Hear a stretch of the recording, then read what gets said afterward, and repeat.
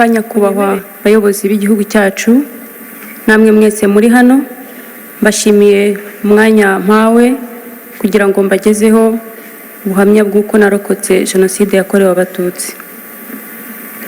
Yewe ubagezaho ubuhamya nitwa Liliane Murangwayire, nkomoka mu karere ka Bugesera, umurenge wa Ntarama, akagari ka Kanzenze, umudugudu wa Karumuna. Jenoside yakorewe Abatutsi 1994 yabaye mfite imyaka 12. Mvuka mu muryango w'abana 10 hamwe na papa na mama, twari tugize umuryango w'abantu 12. Jenoside yakorewe Abatutsi yadusize turi batatu, narasigaye ari nge mukuru. Munyemerere ubuhamya bwanjye buhere mbere y'1994. Ngize imyaka 4, hari mu 1986, iwacu banyohereje kurererwa kwa nyogokuru mu cyahoze ari komine Shyorongi, segiteri Nzove, ubu ni mu karere ka Nyarugenge, umurenge wa Kanyinya. Ndibuka ko nubwo nari umwana ariko byose ndabyibuka. Ndibuka ko umunsi wa mbere ngezeyo twaraye twihishe mu bihuru baduhiga ngo batwice. Ntabwo byabaye uwo munsi gusa, kuko iminsi yakurikiyeho inshuro twararaga mu rugo ntabwo zarenzaga 2 mu cyumweru. Kenshi twabaga twihishe, twahigwaga n'abaturanyi bacu. Naje kubaza nyogokuru impamvu baduhiga ngo batwice, ambwira ko ari uko turi Abatutsi. Nta tegeko ryabagaho ryabahanaga, nta n'uwo kuregera twari dufite. Kandi naje kumenya ko icyatizaga umurindi abo baturanyi bacu baho ngaho, hari hatuye umunyamabanga mukuru wa Muvoma witwaga Habimana Bonaventure. Byarakomeje, ndibuka nanone mu 1992 ndi muri primaire, umwana twiganaga witwaga Nyirahabimana yaranyitegereje arambwira ngo ubwo nturi Umututsi. Ndamubwira nti hoya, ntabwo ndiwe, naramenye ko kuba Umututsi ari icyaha. Arambwira ngo nta muhutu ugira amazuru ameze gutyo. Kuva icyo gihe hari imvugo zari ziriho icyo gihe zavuga ko umuhutu nyawe agomba kuba afite byibure amazuru ajyamo intoki 2. Natangiye kugenda nakweduye amazuru, byaba ngombwa nkajya mpimamo intoki zanjye kugira ngo batabona ko ndi Umututsi. Ndibuka kandi nanone muri 1992 nari naratashye iwacu mu biruhuko mu Bugesera. Igihe cyo gusubira ku ishuri kigeze, hari haramaze kujyaho itegeko rivuga ko nta muntu wemerewe gutega imodoka adafite urwandiko rw'inzira cyangwa se laissez-passer uyu munsi dukoresha tujya mu bihugu by'amahanga. Icyo gihe yakoreshwaga umuntu ava mu karere ajya mu kandi. Hageze rero ko papa nsubiza ku ishuri, ntabwo twari kubasha gutega imodoka tudafite urwandiko rw'inzira. Yaranyitwaje ajya kuri komine kunsabira urwandiko rw'inzira. Tugezeho kugira ngo baruduhe, babwiye abapolisi ngo ni mu gifate mu gifungi. Baramusohokanye, nanjye musohoka impande, ngenda mufashe ipantaro. Tugeze ku muryango wa kasho, baravuga ngo ntabwo tugifungana n'iki cyana cyacyo, nimukirekure gitahe. Twari twarabaye ibintu, ntabwo twari abantu. Twatashye nta kintu baduhaye.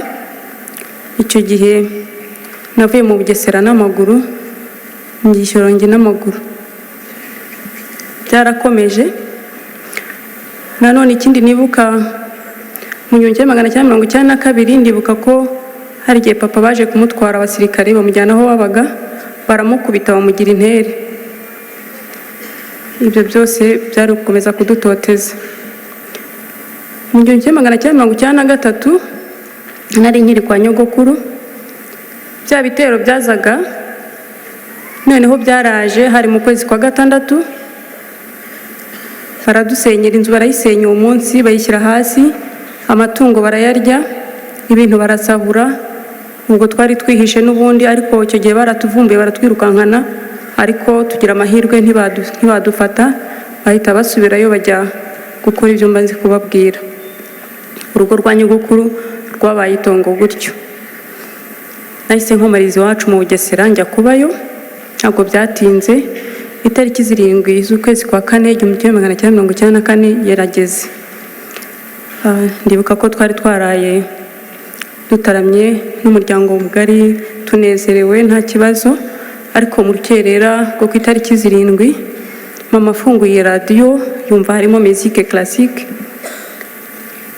yakurikirwaga n'itangazo rivuga ngo umukuru w'igihugu yitabye Imana kandi nta muntu wemerewe gusohoka mu rugo. Twese twahise dukanguka aho twari turi ko twarabyumvise, ubwoba buradutaha, turatitira, nta maguru ntiyafataga hasi, umubiri waratitiraga buri wese aho yari ari. Dutegereza ikiri bukurikire.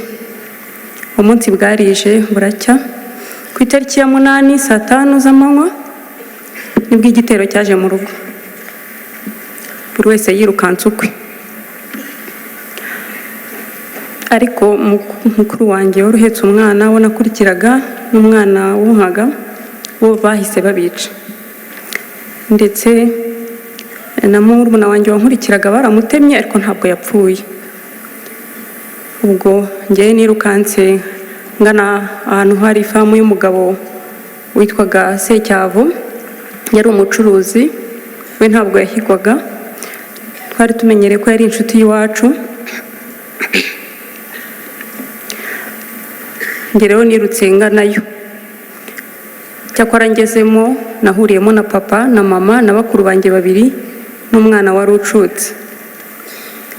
Ako kanya tukihagera, abakozi bakorera uwo mugabo mu ifamu bahise bamubwira ko abasirikare bamenye ko hari abantu bahahungiye, ko bagiye kuza kuhabicira. Uwo mugabo yahise adushyira mu modoka adukura mu Karumuna tujyana i Nyamata. Mu Karumuna habaga interahamwe nyinshi cyane, turagenda tugeze hariya urenzera Paris Nyamata, utaragera Nyamata mu mujyi hari agashyamba hafi y'ibitaro bya DPR. Arahagarara aratubwira ngo ntabwo azi uko imbere bimeze, ngo nitwihangane tuviremo aho turebe uko twagera ku kiliziya. Arakata asubirayo. Papa rero yaravuze ati n'ubundi imbere nyine ntabwo tuzi ko hameze, kadusubire inyuma. Twasubiye aho bita kuri Arete, niho nyogokuru bari baramwimuriye, tujyayo. Ndibuka ko akimbona yambwiye ati we ntaho uzajya, uzawo kubara inkuru. Twaraye aho ngaho, ngo turi kumwe nk'umuryango nk'uko nababwiye, twahagurutse twasanze nyogokuru na marume Musonerano n'umwana wa marume n'undi musaza wahabaga, turaye aho. Buke mu gitondo, ubwo bibaye ku itariki 9. Ku itariki 9 papa amenya ko abandi batutsi baho ngaho bose bahungiye mu ishyamba ry'Ikayumba, ati natwe reka dusanga abandi. Turagenda tugera i Kayumba dusanga hari impunzi nyinshi cyane. Papa arahitegereza ati ahangaha ntabwo twahaguma. Byari bimaze kuba nka saa 4, saa 3 n'igice gutyo. Turakomeza tujya ku kandi gasozi biteganye, hirya yaho kitwa Karambi, hari urusengero rwa DPR, naho tuhasanga impunzi nyinshi zaturutse mu bice byo ku Murama. Hanyuma ariko tukiva i Kayumba aho igitero cyaraje kica abantu bose tuhasize, hafi ya bose barabishe. Dutegereza ko twe tugerwaho, uwo munsi ntibatugeraho. Buracya ku itariki 10 mu gitondo nanone kare baratumva ibitero biraje, ariko uwo munsi byiriwe bihiga abantu mu ishyamba ry'Ikayumba, bivumburamo abantu babica, induru zivuga ku musozi n'amasasu. Uwo munsi nabwo ntibatugeraho ku rusengero rwa DPR Karambi. Burira buracya ku itariki ya 11, noneho igitero cyaje kirombereje kije aho twari turi kuri urwo rusengero. Papa cyumva induru n'amasasu ati mureke tugende. Twe twahise twiruka tumanuka agasozi gahari tugaruna hafi y'igishanga cya Nyirarukobwa, ariko tugeze mu nzira mama aravuga ati ndananiwe, mureke duhagarare natwe batwice naho guhungira dufite. Icyo gihe twarahagaze dutegereza ko tugerwaho, tukajya tubona inkomere zidusanga aho turi batemye, ariko ntabwo batugezeho. Buracya ku itariki ya 12 nanone byari byaramenyerewe buri gitondo bazindukiraga ku murimo wo kuza kwica. Nanone twumva induru n'amasasu, turongera tuva aho twiruka tumanuka noneho mu gishanga cya Nyirarukobwa. Twiriwe tubundabunda mu bihuru byaho, niko ku musozi hirya no hino bavuza induru, niko bavumbura abantu, niko abo barasa abo batemye. Twirirwa tubunze, ariko uwo munsi nabwo ntibatugeraho. Burira bigeze nka saa 12 n'igice papa atari ko numvise ko abandi bantu benshi bashoboye guhungira ku kiliziya cy'Intarama, mureka ariho tujya, kandi ngo bariyo bari kubasha kwirwanaho. Iryo joro twagiye Intarama ku kiliziya, bucyari ku itariki 13. Ku itariki 13 nabwo ibitero bikomeza kuza Intarama, naho abantu bakirwanaho. Buracya none ku itariki 14 bikomeza gutyo. Ku itariki ya 15 z'ukwezi kwa 4, ubwo turacyari mu kwezi kwa 4, nibwo noneho imperuka y'abatutsi benshi bari ku kiliziya yageze. Itariki 15 isaha ya saa 5 igitero cyaraje gikomeye kinjira ku kiliziya, kica abantu, bisha abantu nabi. Batemye abantu, nabonye impinja bazikubita ku nkuta, n'ubu haracyari ikimenyetso cy'amaraso yafasheho aho bakubitaga impinja. Nabonye abana batoya twanganaga imyaka 11 n'ibiri n'itatu kuzamura, bazanye n'ababyeyi babo kwica abantu, bakajya babaha akazi ko kuyora umuriro mu mashyiga aho impunzi zari zitekeye. Murumva ko saa 5 abantu bari batetse bashaka kugira ngo ariko hari icyo baramiza abana. Bakajya b'abana batoya aribo bayora umuriro, bakawunyuza mu nkuta bamaze gutobora bamena mu kiliziya, mu gihe inzugi zitaravaho ngo babashe kwinjira bisanzure bice. Nabonye kandi abasirikare bari bahagarikiye abicanyi, barababwira ngo nta sasu bafite ryo gupfa ubusa, ngo nibakoreshe intwaro gakondo. Batwahutsemo rero, badutemesha imihoro, baduhingisha amasuka, badusogotesha amacumu n'ibyuma, batwicisha impiri zirimo imisumari zitwaga nta mpongano. Bakoresheje ibikoresho byose muzi bishobora kwica. Twishwe nabi. Nanjye nibwo nagezweho, bantema mu mutwe, bantema ku kiganza, bantema akaguru, bankubita impiri. Namaze umwanya ntumva, ntazi naho ndi, ariko nyuma nza gutangira kumva amajwi, ndazanzamuka.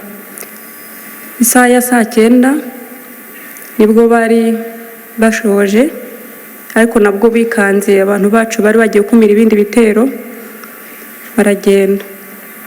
Bigeze ku mugoroba nka saa 11 baragarutse, binjira mu kiliziya, noneho banyangizamo urusenda kugira ngo n'uwaba arimo yitsamure bamuhorahoze. Njye naraye muri iyo mirambo uwo munsi.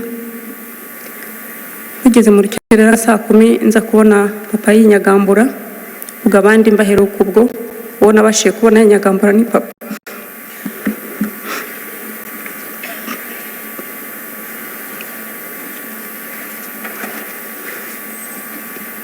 Naramubwiye ngo ntabwo nshaka gupfa.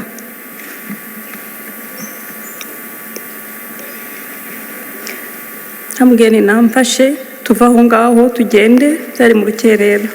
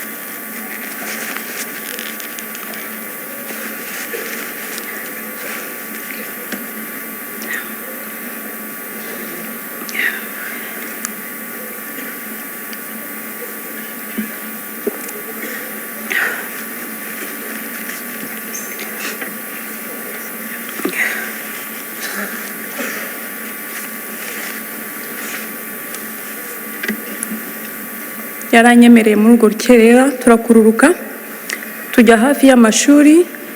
Abari babashije guhonoka mu kiliziya bari bafite imbaraga niho bari bateraniye, n'abari bagiye mbere y'uko kiliziya bahagera.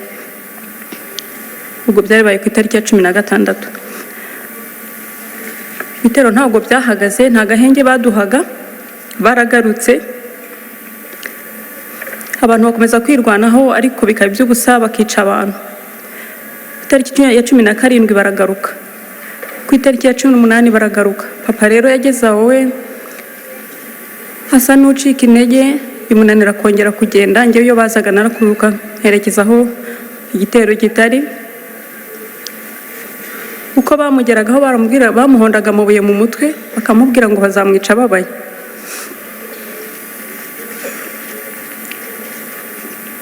Ku itariki ya 19 noneho haje igitero simusiga. Bari bagiye guhuruza ikigo cya gisirikare cya Gako, bavuga ko aho ku mashuri harimo inkotanyi bafite n'imbunda. Ku itariki 19 bazanye igitero, bazana amabisi yuzuye abasirikare n'interahamwe. Abantu birwanaho bazi ko ari bisanzwe, ariko baraneshwa. Icyo gihe bishe abantu benshi cyane. Papa nawe nibwo bamuhorahoje. Icyo gitero cyarakomeje, dukomeza twisunika duhunga, umuntu yabaga afite aho ahungira.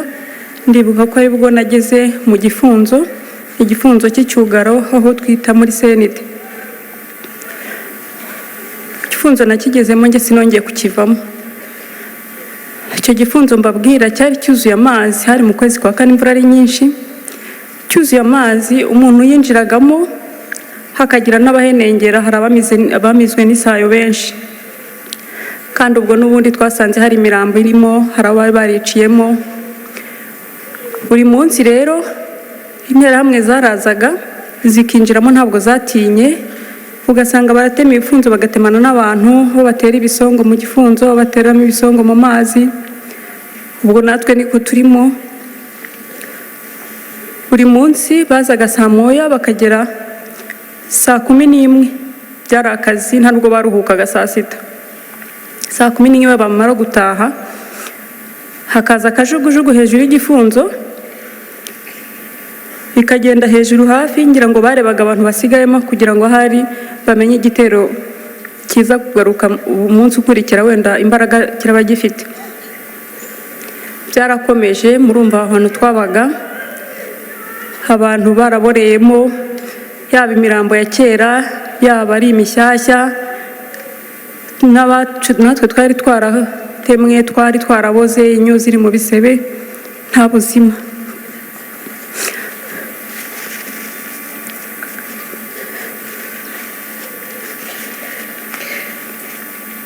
Twabayeho gutyo, ariko ku itariki 14 z'ukwezi kwa 5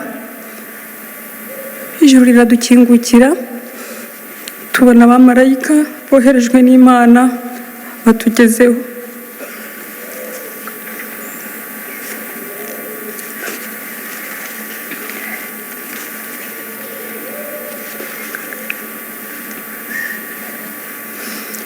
Izo ni inkotanyi mvuga zo kabyara. Abenshi ntabwo twemeye gukora ibyo, twari twarakiriye gupfa, haburaga umunsi gusa. Ariko batugezeho baratubwira bati nimuhumure ntimugipfuye. Buri muntu bamugezeho. Njyewe ubwanjye umusirikare yangezeho yikura umwenda yari afunze mu nda, ntabwo nari nkibasha kugenda. Arampeka anzamukana agasozi, hari agasozi gahari tujya twibuka ku itariki ya 30 z'ukwezi kwa 4. Abazabishobora bazahagere barebe ukuntu hateye ubwoba. Anzamukana ku gasozi, arantwara ampetse, hangeza aho twita ku muhanda wa leta. N'uyu muhanda munini ujya Nyamata wari igitaka, mu gasantere kitwa Kariyeri, aho bari bateguye imodoka zishobora gutwara abantu bakomeretse cyane. Nuko nanjye bakira mu modoka bantwara i Nyamata, aho bari bateguyeho gutangira kutuvurira ibikomere. Mwarakoze.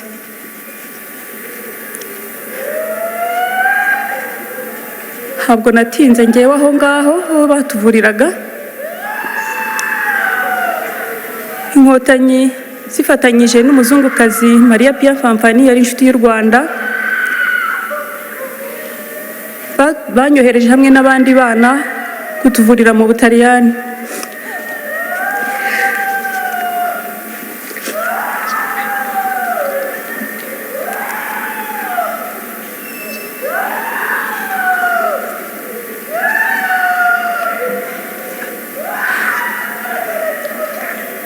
Twagiye mu Butaliyani baratuvura. Ndashimira igihugu cyacu ko bakomeje kudukurikirana kuva tugezeyo, ndetse tumaze gukira neza badufasha no kugaruka nubwo hari abandi bahezeyo. Twaragarutse tugera mu gihugu dusanga aba baraduteguriye buri kimwe cyose. Njye nibwo namenye ko hari barumuna banjye babiri bahari barokotse. Ntangira ubuzima rero nabo, ubuzima butari bworoshye ariko nanone bworoshye kubera ko ubuyobozi bwari bwarateguye buri kimwe. Mu kubaka igihugu bushya no kubaka Abanyarwanda, ntabwo imfubyi zibagiranye, bazigize iza mbere, zihabwa amashuri ziriga.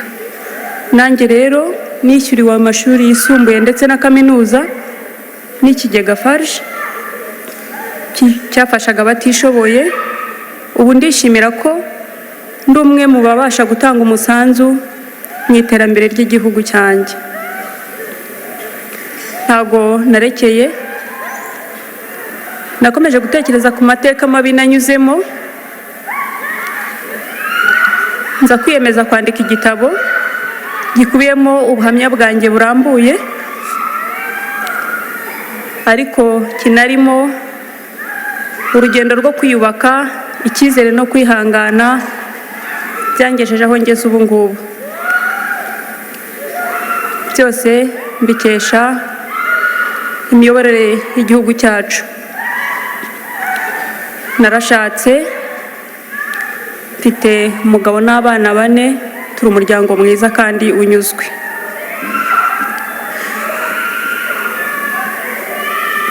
Ndashimira ubuyobozi bwacu ko uyu munsi dufite umutekano uhamye, nta muntu ukirara mu bihuru kandi afite urugo rwe.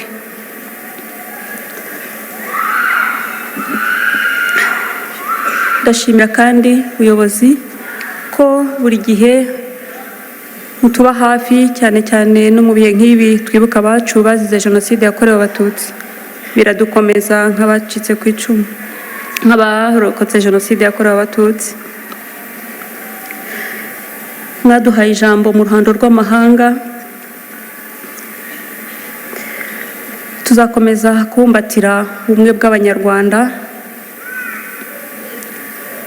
twirinda icyakongera kuducamo ibice kugira ngo tutazongera gusubira mu mateka twanyuzemo. Tuzatoza abana bacu gukomeza kubumbatira ubwo bumwe nk'uko mubidutoza. Ndasoza mbashimira kandi nshimira Imana yo yabidushoboje, ndayibaragije. Dukomeze twibuke twiyubaka.